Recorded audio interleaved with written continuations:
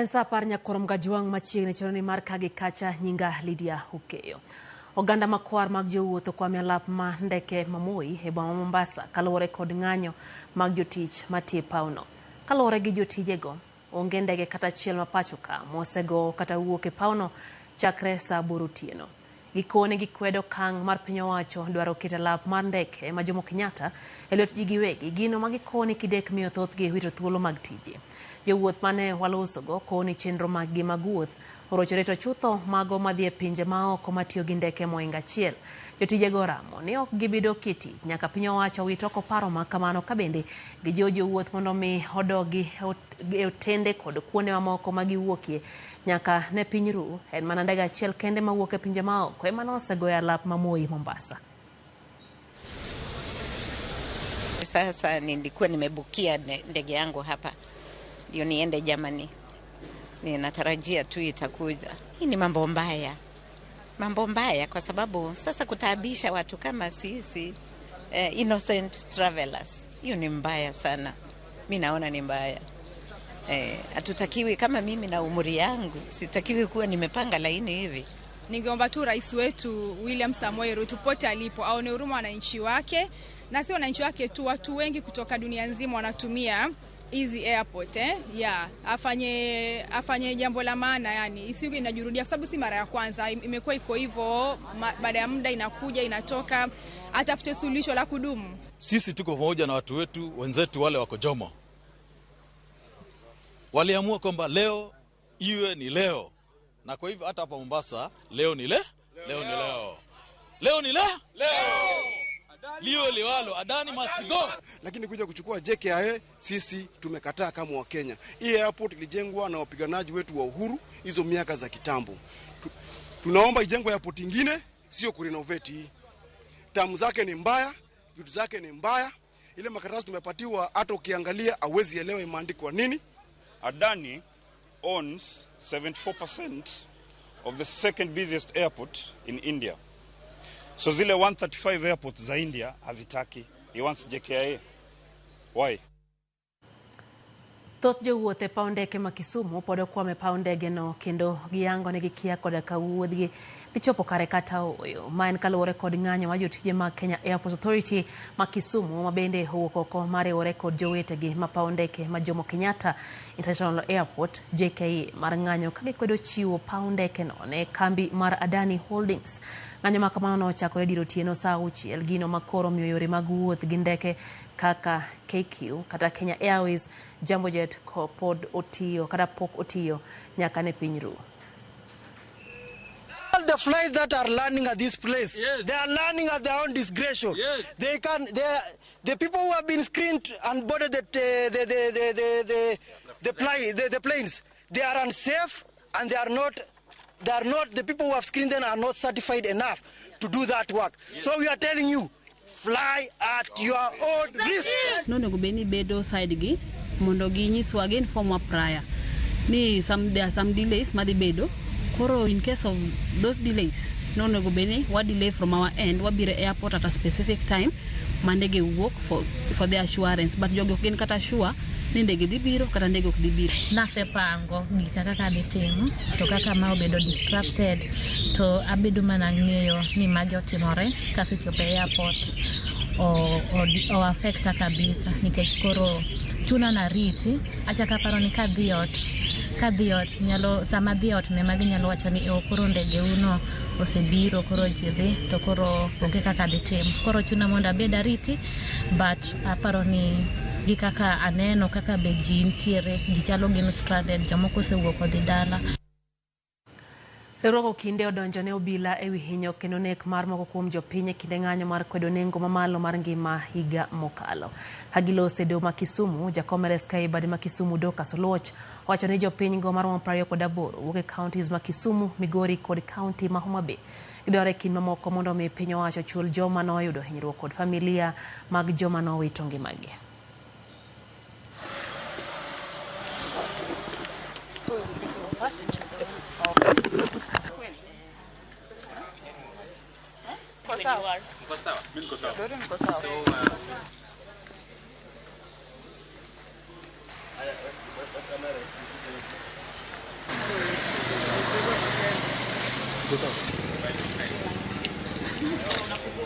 We stand before you, having filed a constitutional petition on behalf of 28 victims of police brutality suffered during the 2023 protests against the high cost of living. During that tragic period, our county, alongside many others across Kenya, was engulfed in a wave of death and violence. We, LSK Kisumu chapter, reaffirm our unwavering commitment to upholding the rule of law. We stand resolute in our mission to pursue legal recourse for the 2023 victims of police brutality. We also call upon the IG to be held responsible for these atrocities, for what his officers did. Daktari Manogogo Bunde, Migori County, area mar Dallas, kana wuok e ode dhoget, kana an gi nyiga ariyo. Ne noyud kano yiecho obomara ma oseweya gi hinyruok maduong' kabisa, tindo keta kata tijena matek ok anyal timo. To moloyo duto temo kela ka en dwaro justice. Senator Mogwel Rafael Chimera dwaro ogolo wachiwo hola mar basari e lwet josiasa kendo kete e lwet jopiny kata piny owacho mamalo mondo mi onene jopuonjre mochando ema oyudo kony madwarore. Chimera wacho ni kwan omenda ma josiasa yudo mag basari inyal tigo e dino rode mag siro somb jopuonjre kokalo e migawo mar somo. Nyaka sani chenro mag basari ichwalo kod apis jatend piny Jod Bura. Governors kanyakla kod MCAs ma kanyakla gin bilionde mag omenda modhuro. Wacho ni kete lwet josiasa miyo chwalo omenda no bedo mana mano mar siasa.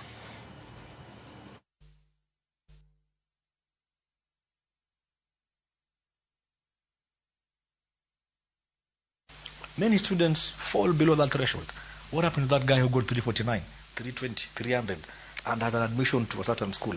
That tells you it's already automatically cut off. So it doesn't benefit everyone. It is not universal. As opposed to putting money to schools directly and tell people, can you just access education universally? And even the way the whole process is being run, you know, you have 50 million as an MP. You advertise, you give out forms, bursary forms to many people.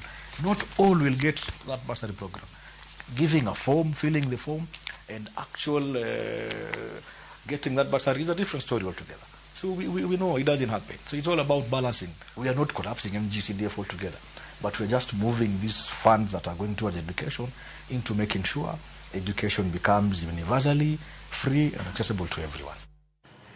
Malo mine prang'wen matindo ma hikgi ni e kindi higni 19 kaduogo piny e kaunti ma Siaya yudo tiegruok e weche mag mbui mageto bero ngimagi kokalo kuom chenro motesi ni She Deserves Rights and Skills Project mosed gi mbetre mar piny mar France e pacho kokalo kuom riwruok mar Siaya Muungano Network. Director mar riwruogno Shalina Dhiambo-Tieno wacho ni mine matindo go ipuonjo yore duto mag yudo yuto mar ka gitiyo gi mbui. Chenro makoro geto timo diriyo higa ka higa kaka yor chiwo sir na mine go. Gisingo chwalo kwayo mondo misir makama bende otere gwenge mamoko makaluo mana ni jomamine matindo go dhi mbele gi ngimagi yo makare kendo yudo gino maginyalo timo kinde ka kinde.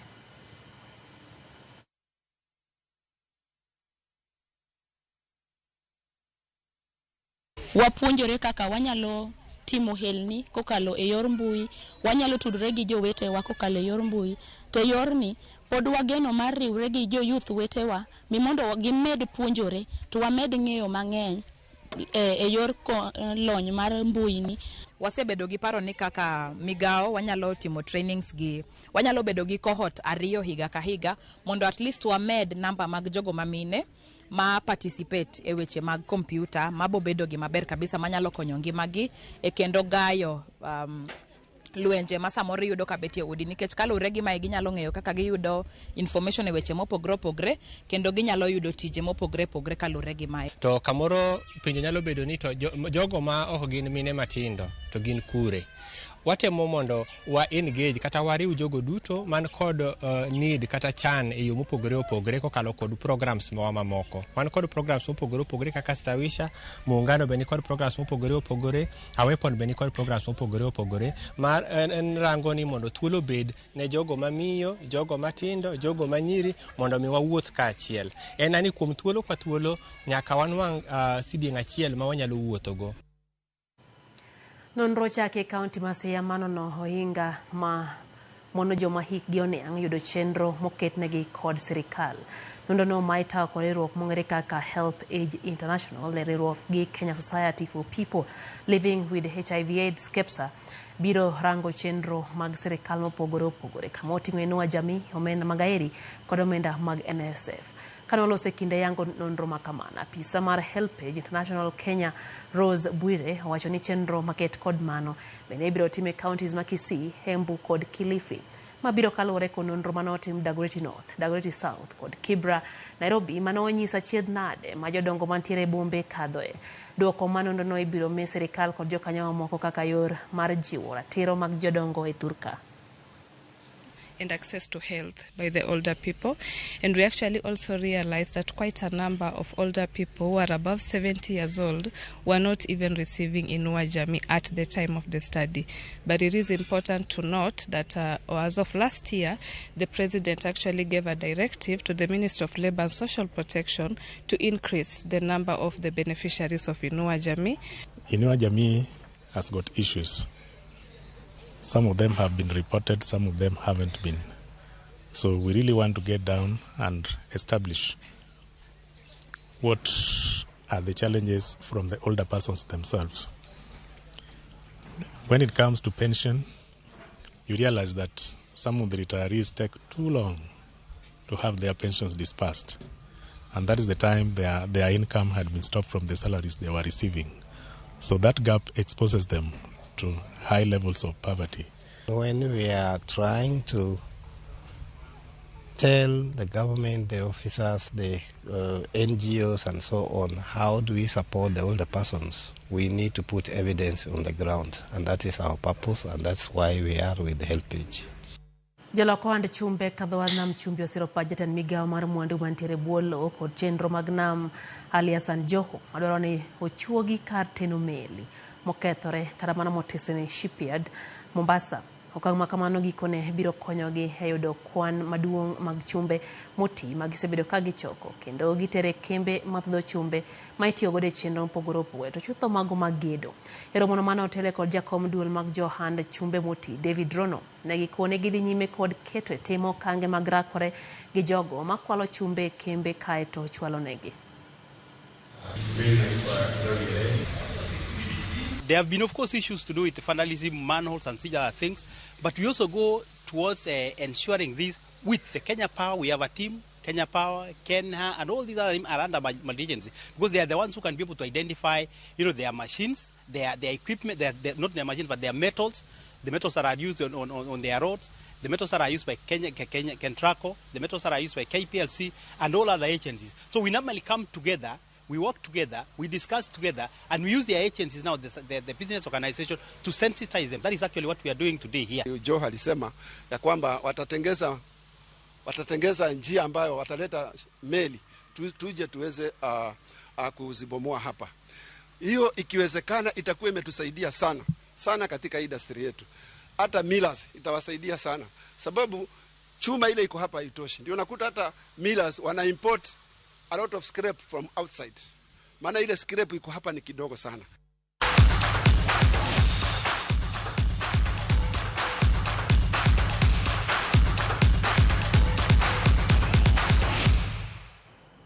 Gonde ariyo kowuok kuom jotugo John Avire gi Duke Habuya no konyo Kenya lo tim ma Namibia gonde ariyo kuom achiel tuke manyo otiko kata manyo otiko tuke mag pinje Afrika gana 2025. Avire no lone Kenya gol mokwongo e dakika mar 57 kapok Habuya medo mar ariyo e dakika mar 76. Stars omako thuolo mokwongo e Group J gi points 4 ka tim mar Cameroon ni kod points 4 bang' wuok amodhi nono gi tim mar Zimbabwe. Kenya biro rakore gi Cameroon e boma Yaounde tugo mabiro mar adek mar group ni tarik 11 dwe manyien.